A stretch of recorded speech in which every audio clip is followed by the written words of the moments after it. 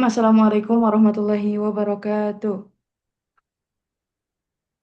Di sini kami selaku dari kelompok 8 akan melakukan presentasi terkait dengan pengaruh game online terhadap efektivitas belajar di rumah.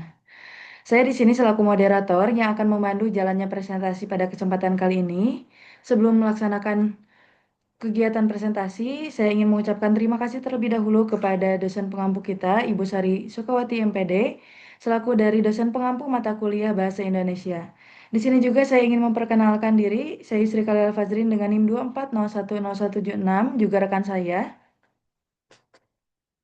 Saya Windy Juliasari dengan NIM 240101151 dan rekan Dan saya. saya Helvitika Dwi Raswati dengan NIM 240101179. Baik, selanjutnya kita langsung saja ke pembahasan dimulai dari pendahuluan yang akan disampaikan oleh Helpitika kepadanya, disilahkan.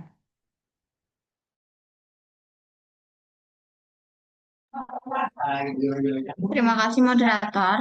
Pendahuluan. Peran perkembangan teknologi ini sangat membuat semua menjadi pesat dan kemudahan diantaranya adanya inovasi teknologi jaringan internet, perangkat telepon genggam hingga komputer yang menjadi sarana hiburan melalui digital.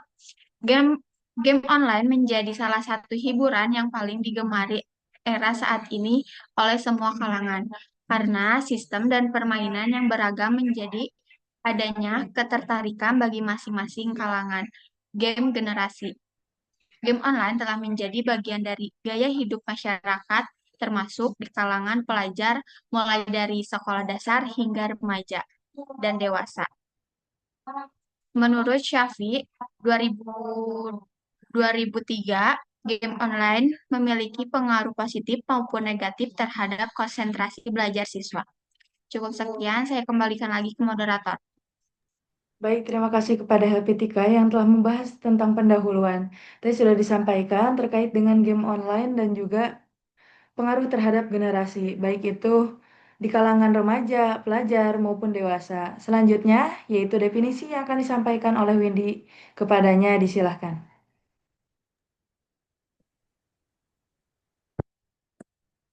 Lalu selanjutnya ada definisi. Ini merupakan efektivitas pembelajaran, indikator penting untuk menilai sejauh mana tujuan belajar tercapai. Hal ini dapat dilihat dari hasil belajar, partisipasi aktif, dan pemenuhan materi oleh siswa. Beberapa jenis game populer di kalangan remaja seperti Mobile Legends, Free Fire, PUBG, hingga Roblox dapat menyita waktu yang seharusnya digunakan untuk belajar. Ketika aktivitas bermain game berubah menjadi kebiasaan yang sulit dikendalikan, hal ini menyebabkan ketergantungan yang mengganggu aktivitas belajar. Kondisi kurangnya perhatian dan pengawasan dari orang tua juga akan memperparah terhadap kegiatan belajar tambahan bagi anak ketika di rumah. Siswa lebih banyak mengakses internet tanpa batasan, maka waktu yang seharusnya dimanfaatkan untuk berkembang justru menjadi potensi mereka untuk terpapar dan timbul rasa kecanduan terhadap game online meningkat. Sekian, saya kembalikan kepada moderator. Baik, terima kasih kepada Windy yang telah menjelaskan apa itu definisi dan juga beberapa pembahasan yang akan kita sampaikan pada kesempatan kali ini. Tadi ada disampaikan ya efektivitas pembelajaran, lalu indikator, dampak, dan masih banyak lagi. Selanjutnya, kita melangkah kepada metode yang akan saya sampaikan. Untuk metode sendiri, kami melakukan penelitian ini dengan cara mengumpulkan data berupa angka-angka dan kemudian menggambarkan hasil secara naratif. Di mana penggunaan metode ini bertujuan untuk pendekatan dan juga mengetahui sejauh mana kebiasaan bermain game online yang berpengaruh terhadap efektivitas belajar siswa di rumah. Penggunaan metode yang kami dapatkan yaitu data dikumpulkan melalui angket online berupa Gform atau Google Formulir yang kemudian kami bagikan kepada responden sebanyak-banyaknya. Namun pada saat pelaksanaan kami mendapatkan 30 responden diantaranya yang terdiri dari 15 siswa SMP dan juga 15 orang tua siswa. Angket ini berisi pertanyaan tertutup dan juga terbuka yang dirancang untuk menggali informasi tentang seberapa sering siswa bermain game online, waktu dan durasi bermain game online, tingkat konsentrasi saat belajar di rumah, juga tanggapan orang tua terhadap kebiasaan anaknya. Beberapa pertanyaan ini tentunya nanti akan akan terjawab gitu hasil dari analisis yang kita cari tersebut. Seperti yang pertama, seberapa sering siswa bermain game online? Karena kita ingin mengetahui efektivitas nantinya pembelajaran di rumah akan seperti apa. Juga waktu dan durasi bermain game online, tingkat konsentrasi saat belajar di rumah, juga tanggapan orang tua terhadap kebiasaan anaknya. Jawaban dari responden ini dianalisis untuk menentukan pola dan kecenderungan. Misalnya, apakah bermain game online membuat siswa menjadi kurang fokus belajar, atau apakah orang tua menyadari adanya perubahan dari dalam motivasi belajar anak. Juga dengan menggunakan pendekat ini, diharapkan peneliti bisa melihat perbandingan antara kebiasaan bermain dan kualitas belajar di rumah, baik dari sudut pandang siswa maupun orang tua siswa. Baik, mungkin itu yang saya sampaikan terkait dengan metode yang kami ambil dan kami gunakan. Selanjutnya kita akan merujuk kepada isi dan hasil yang akan disampaikan oleh Helpi kepadanya, disilahkan.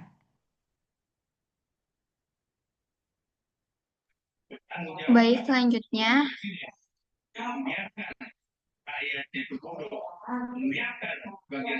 ada isi dan hasil.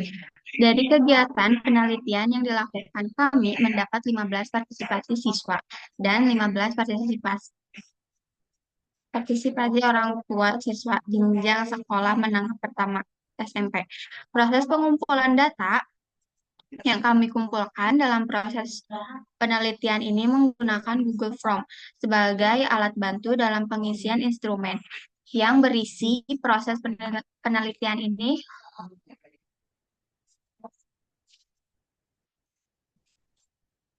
Pertanyaan seputar kebiasaan bermain game online, konsentrasi, dan pelaksanaan tugas di rumah. Hasil penelitian menunjukkan bahwa kebiasaan bermain game online cukup tinggi, namun masih terdapat sejumlah besar siswa yang menunjukkan tanggung jawab terhadap pembelajaran. Meski demikian, ada indikasi bahwa aspek konsentrasi dan pengelolaan waktu belajar perlu menjadi perhatian karena sebagian siswa merasakan dampak negatif dari aktivitas bermain game yang berlebihan. Selain itu, orang tua juga harus ikut berpartisipasi dalam pengawasan bermain game online agar siswa atau anak tidak kecanduan dalam bermain game online. Agar tidak mengganggu efektivitas pembelajaran, siswa harus dapat membagikan waktu antara bermain game online dan belajar. Saya kembalikan lagi ke moderator. Baik, terima kasih kepada Helpi yang telah menjelaskan isi dan hasil. Tadi sedikit dijelaskan terkait dengan isi dan hasil ini. Dari Helpi dijelaskan bahwa permainan game online ini bisa dianggap negatif dan juga positif. Selanjutnya, kita akan membahas lebih dalam terkait isi dan hasil, yaitu poin kebiasaan bermain game online yang akan disampaikan oleh Windy. Kepadanya, disilahkan.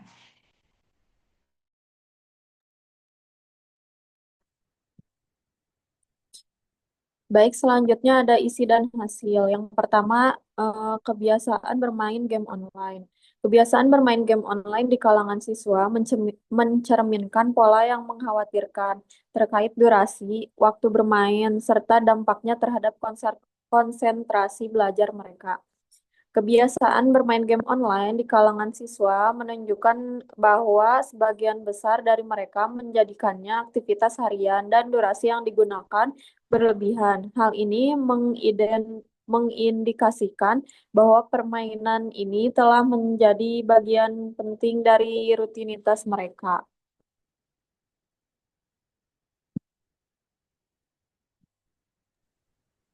Sekian saya kembalikan kepada moderator. Baik, terima kasih Windy yang telah membahas isi dan hasil pada poin kebiasaan bermain game online. Selanjutnya, poin B yaitu efektivitas belajar di rumah yang akan saya sampaikan secara langsung. Untuk poin B itu efektivitas belajar di rumah. di kalangan siswa ini menunjukkan hasil yang bervariasi. Meskipun banyak siswa yang mengaku memiliki motivasi belajar yang tinggi, namun ada banyak tantangan yang harus dihadapi. Hal ini menunjukkan bahwa meskipun mereka berusaha untuk fokus, banyak yang mengalami kesulitan dalam mempertahankan konsentrasi, terutama akibat kebiasaan bermain game online. Tetapi beberapa siswa juga mengakui bahwa bermain game online mengganggu konsentrasi mereka saat belajar. Meskipun siswa menunjukkan motivasi dan komitmen terhadap belajar, dampak dari kebiasaan bermain game online cukup signifikan dan dapat mempengaruhi efektivitas belajar mereka dari rumah. Dapat kita ketahui bahwa permainan game online ini mungkin bisa saja bagi beberapa orang, permainan ini justru akan menjadi motivasi untuk dia belajar ketika selesai dari sekolah. Dikarenakan ketika pulang dari sekolah kita sudah menerima materi yang cukup banyak yang dirasa ketika pulang ke rumah dia bisa bermain game online untuk sedikit apa ya? Sedikit menghilangkan rasa penat terhadap pembelajaran tersebut. Namun, hal ini juga dapat menjadikan dampak buruk terkait dengan proses pembelajaran karena kurangnya konsentrasi, larut dalam waktu bermain game online sampai tidak sadar sudah game online berjam-jam sehingga lupa akan pembelajaran yang harus dilakukan setelah dari kewajibannya gitu di sekolah yaitu pembelajaran tambahan di rumah. Baik, mungkin itu yang akan saya sampaikan pada poin B yang efektivitas belajar di rumah. Kita lanjutkan ke poin C yaitu konsentrasi dan fokus belajar yang akan disampaikan oleh Helpitika kepadanya disilahkan. Baik, selanjutnya ada isi dan hasil konsentrasi dan fokus belajar. Konsentrasi dan fokus belajar di kalangan siswa menunjukkan beberapa tantangan signifikan. Beberapa siswa mengakui bahwa bermain game online mengganggu kemampuan mereka untuk berkonsentrasi saat belajar. Meskipun banyak dari mereka berusaha untuk fokus, hanya beberapa yang merasa tidak mudah terdistraksi. terdistraksi. Meskipun ada usaha untuk tetap fokus, faktor seperti kebiasaan bermain game online berkontribusi pada kesulitan dalam mempertahankan konsentrasi yang dapat berdampak pada efektivitas proses pembelajaran mereka. Gangguan konsentrasi yang nyata, 73% siswa mengakui game online mengganggu konsentrasi belajar mereka, meskipun 80% siswa merasa bisa fokus belajar di rumah. Hanya 60% siswa yang benar-benar tidak mudah terdistraksi menunjukkan kesengajaan antara persepsi dan kenyataan. Bentuk gangguan konkret. Perhatian mudah teralihkan dari materi pembelajaran, tidak bisa fokus dalam waktu lama, lambat memahami informasi, dan sulit beralih dari mode game ke mode belajar. Efek langsungnya ada mental tidak siap menerima pelajaran, saat belajar malah kepikiran game terus, lalu muncul perilaku harus main game yang sulit dikendalikan. Game online telah mengubah pola pikir dan kebiasaan siswa yang tadinya belajar prioritas, sekarang game yang lebih penting. Akibatnya, kemampuan konsentrasi menurut drastis dan efektivitas belajar di rumah terganggu serius. Cukup sekian yang bisa saya sampaikan. Saya kembalikan lagi ke moderator.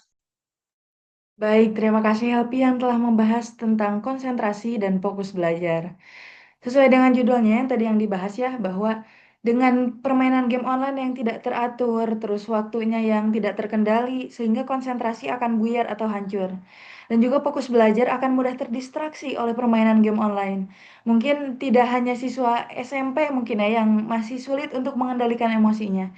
Kita juga yang saat ini sudah menginjak kepada bangku perkuliahan, apabila kita sering bermain game online, mungkin kita pun sama akan mudah terdistraksi antara fokus belajar dan juga permainan. Bahkan kita mengalihkan prioritas yang seharusnya prioritas utamanya pembelajaran malah menjadi game online. Baik, selanjutnya pembahasan masih sama isi dan hasil. poin D, yaitu implikasi dan analisis yang akan disampaikan oleh Windy. Kepadanya disilahkan.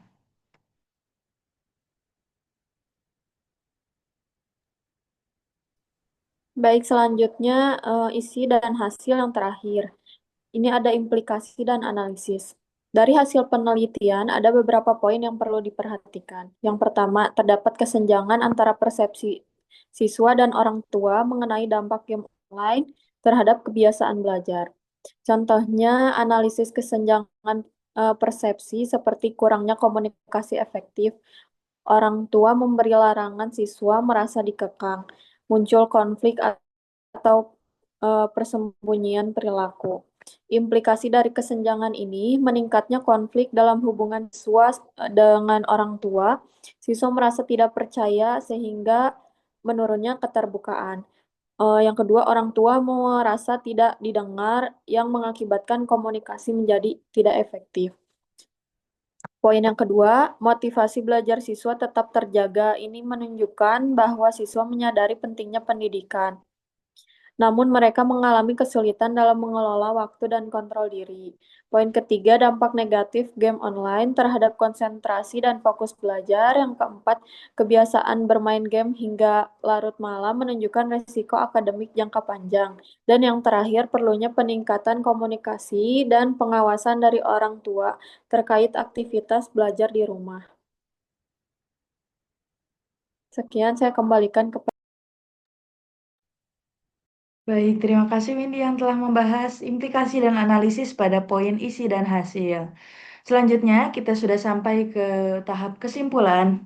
Sebelum saya membacakan kesimpulan yang ada di layar, saya ingin memberikan kesimpulan terlebih dahulu selaku moderator bahwa poin pentingnya pada penyampaian pesan pada kali ini yaitu adalah penggunaan game online itu dapat bermanfaat dengan baik apabila penggunaannya stabil antara fokus belajar dan juga bermain game online untuk meredakan kepenatan atau mumet ya setelah pembelajaran mungkin seperti itu.